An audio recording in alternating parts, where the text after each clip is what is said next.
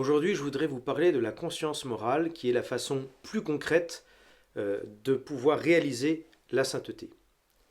Nous avons dit que nous sommes tous appelés à la sainteté, que chacun de nous doit la réaliser de façon personnelle.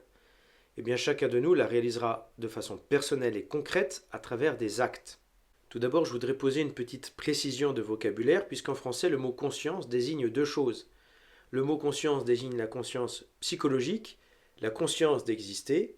Le fait d'être conscient s'oppose au fait d'être inconscient ou dans le coma.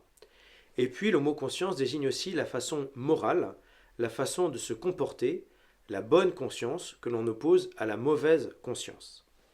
La morale, c'est la façon de se comporter. Ça vient du latin mos moris, qui a donné les mœurs en français, façon d'agir, façon de se comporter.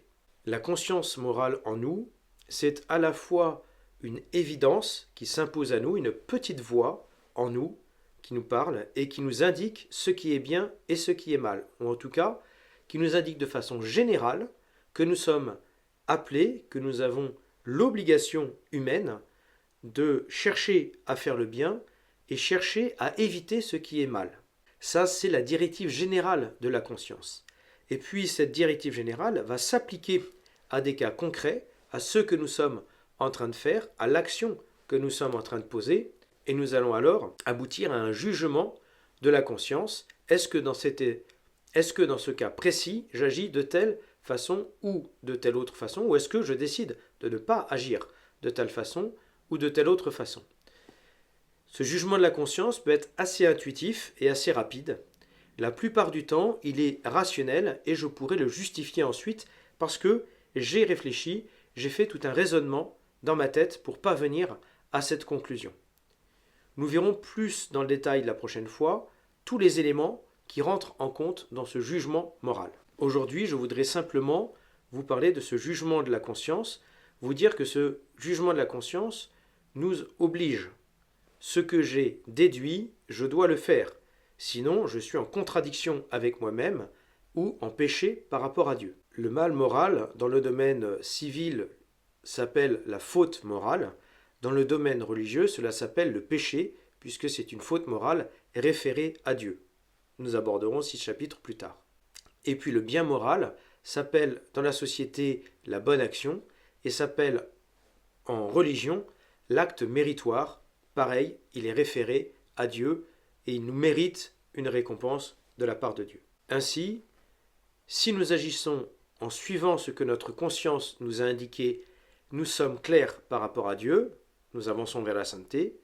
Si nous sommes en contradiction avec ce que notre conscience morale nous a indiqué, eh bien, nous sommes en faute par rapport à Dieu, nous devenons des pécheurs. Le drame ou la faiblesse de ce jugement moral, c'est qu'il est le fruit d'un raisonnement, et que dans un raisonnement, on peut se tromper. Notre conscience peut donc être erronée. Pour autant, nous sommes tenus de suivre notre conscience. Notamment, notre conscience peut être erronée en fonction du milieu social dans lequel nous grandissons. Prenons l'exemple d'un jeune qui grandit dans une tribu anthropophage. Pour lui, pratiquer un acte de cannibalisme n'est pas mauvais.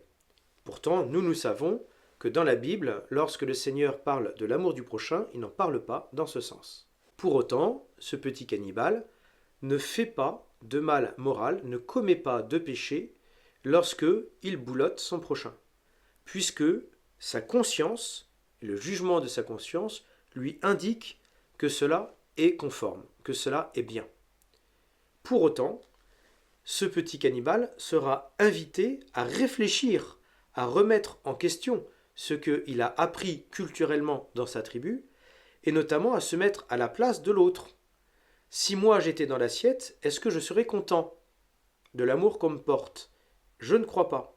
Et ainsi nous sommes invités à faire évoluer notre jugement moral, où on dira à éclairer notre conscience. Cet éclairage de notre conscience se fera principalement par la parole de Dieu. Dieu se révèle à nous et nous dit comment vivre en communion avec lui.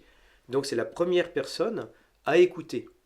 Nous pouvons aussi écouter Dieu dans notre prière, qui va répondre au fond de nous et nous éclairer, nous faire comprendre ce qu'il attend de nous. D'autres éclairages sont possibles, notamment des éclairages humains, les bons conseils des personnes avisées, que nous pouvons trouver à travers les livres ou alors dans la vie réelle.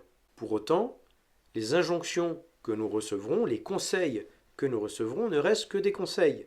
C'est à nous de les soupeser, d'en comprendre le fondement, de les accepter, de les intégrer, de les faire nôtres, et ensuite de poser librement nos propres actions, de prendre nos propres décisions, d'assumer nos propres choix.